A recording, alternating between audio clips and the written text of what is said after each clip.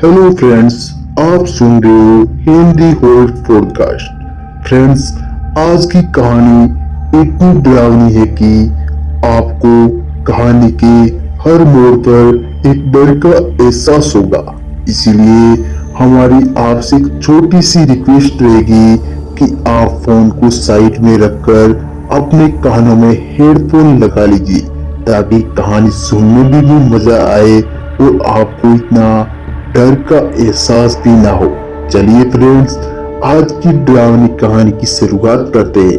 ये कहानी एक ऐसे शख्स की है जिसने अपनी जिंदगी में ऐसा कुछ देख लिया जिसको आज भी वो नहीं भुला पाए। फ्रेंड्स, आपने कभी भूत को देखा या नहीं देखा ये तो मैं नहीं कह सकता, लेकिन आज की कहानी जिसने हमें भेजी है उन्होंने भूत को जरूर देखा है और इस बात को हम नकार भी नहीं सकते।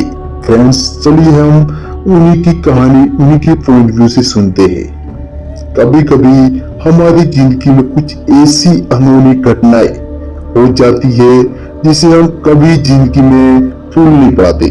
मेरे जीवन में कुछ ऐसा ही घटित हुआ था।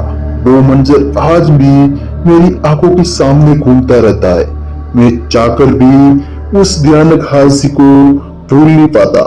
आप सभी लोगों ने अपने जीवन में छलाओं की कहानियां और किस्से बहुत सुने होंगे और शायद आपको ये बात सुनकर भी काफी रोमांचक और मजा भी आता होगा।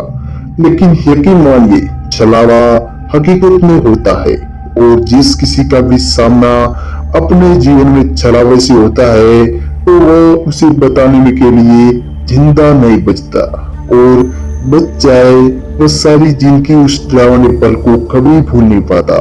मेरा नाम राहुल है। आज मेरी उम्र 45 ईयर्स है। मेरे साथ ये घटना आज से 20 वर्ष पूर्व घटी थी। मुझे आज भी अच्छी तरह से याद है वो दिसंबर की कड़कड़ाती हुई ठंड की रात। मैं अपने दोस्त राजन को लेकर अपने मामा जी के घर आया हुआ था। मामा जी का गांव में ही रहते थे। मुश्किल से उस गांव में 100 के करीब मकान बने होंगे। मेरे दोस्त राजन को गांव देखने का बहुत ही बड़ा शौक था, इसीलिए वो मेरे साथ आया था। मामी मुझे और मेरे दोस्त को देखकर बहुत खुश हुई और वहां पर रहते हुए करीब 5 दिन मुझे हो गए थे। और एक दिन अचानक मामा जी किसी पत्थर से टकरा गए और एक दिन अचानक मामा जी के पैर में बहुत बड़ी चोट लग गई। चोट लगने की वजह से मामा जी भी और मामी जी बहुत ज्यादा परेशान हो गए।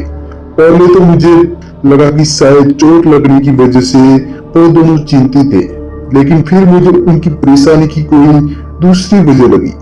मैंने जब उनकी परेशानी का कारण पूछा तो मामी ने बताया मामा पैर में चोट लगने की वजह से अब कुछ दिन तक खेतों की रखवाली नहीं कर पाएंगे। मामा जी का गांव के जंगल के आसपास ही बसा हुआ था। वह जंगल जानवर अक्सर रात के समय खेतों में घुसकर फसल खराब कर दिया करते थे। मैंने मामा जी की ओर देखा और कहा, राहुल, अब आप घबराओ मत। मामा जी, अब तक आपका पेट ठीक नहीं हो जाता। खेतों की रखवाली मैं और मेरा दोस्त राजन कर लिया करेंगे। कुछ ही दिनों की तो बात है। मेरी बात सुनकर मामा जी और मामी जी ने माथे पर चिंता की लकीरें उभराई। राहुल, क्या हुआ मामा जी? क्या आपको लगता है कि अगर हम शहर में रहते हैं तो हम खेतों की रखवाली नहीं कर पाएंगे? मेरी बात सुनकर मेरा दोस्त राजन हंसता हुआ बोला, राजन, चिंता मत कीजिए मामा जी, खेतों की रखवाली में करना ही क्या है।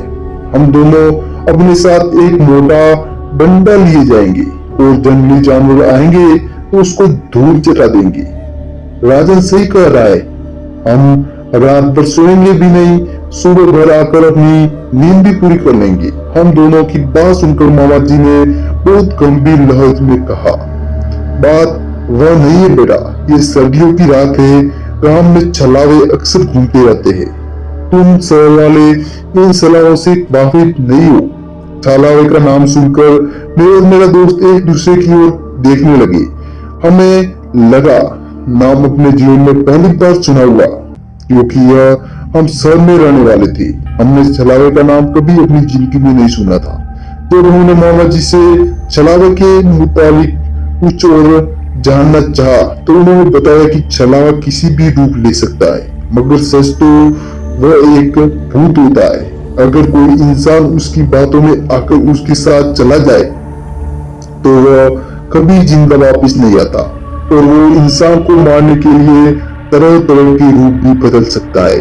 मामा जी की बात सुनकर हम दोनों जोर जोर से हंसने लगते। मैंने हंसते हुए मामा जी को देखा। राहुल, बस भी कीजिए मामा जी, ऐसा फिल्मों में होता है, आप निश्चित होकर सो जाइए।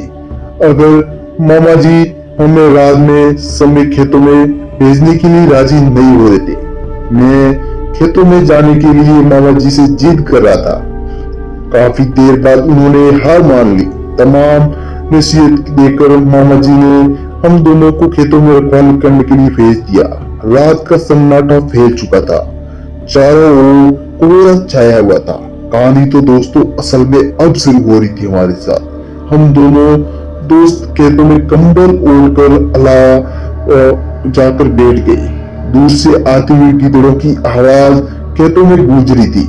हम दोनों दोस्त काफी देर तक बातें करते रहे ताकि हम दोनों की ऊपर नींद ना हावी हो जाए, मगर कहते ना कि नींद तो काटे में भी आ जाती है। बातों के दौरान हम दोनों की आंख लग गई। अचानक मुझे पकड़कर किसी ने बुरी तरह से झंझोड़ दिया। मैं चौंक कर उठकर बैठ गया और इधर उधर देखने लगा, मगर मैंने देखा कि राजन तो बैठे बैठे ही सो रहा था। मैंने अपने राजन को तुरंत उठाया। राजन मेरी ओर देखकर नींद में बोला, क्या यार, अभी अभी तो नींद का झोंका आया है और तूने उठा ही दिया। राहुल बोलता है, मुझे सोते हुए किसी ने बुरी तरह से झंझोड़ा। मुझे लगा कि शायद तू है, पागल हो गया क्या? भला तुझे क्यों झंझोड़ूंगा मैं? मगर मुझे अच्छी तरह से याद है कि सोते में किसी ने मेरा पूरा शरीर पकड़कर बुरी तरह से झंझोड़ दिया था। सच तो यह है कि मैं अंदर ही अंदर अब थोड़ा सा घबराने लगा हूँ। मैं इसी सोच में गुम था कि तभी दूर से मुझे कोई आता हुआ दिखाई दिया। रात का अंधेरा और कोहरा चारों ओर फैला हुआ था, इस वजह से उसका चेहरा साफ नजर नहीं आ रहा था। कुछ ही देर वो व्यक्ति हमारे सामने आकर खड़ा हो गया। हम दोनों उस व्यक्ति को देखकर बुरी तरह से चौंक गए। वह व्यक्ति कोई और नहीं बल्कि हमारे मामा जी थे।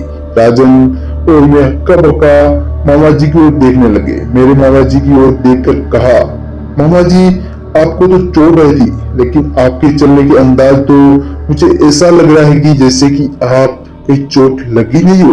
मैंने देखा मामा जी ने हमें दोनों की ओर देखकर सपाट लहज में कहा, हाँ मेरी चोट सही हो गई। तुम्हारी मामी की रात में तबीयत अचानक खराब हो गई, इसलिए मैं उन्हें दूसरे गांव के डॉक्टर के पास ले जा रहा था, लेकिन रास्ते में उनकी तबीयत और ज्यादा बिगड़ने लगी तो मैंने सोचा तुम दोनों को भी साथ लेता चलो। मामा जी की बात सुनकर हम दोनों बुरी तरह से घबरा गए। मैंने तुरंत मामा जी से कहा, तो फिर जल्दी चलिए, कहाँ है मामी जी? यहाँ से थोड़ी दूर दाएं ओर रास्ते पर वो है।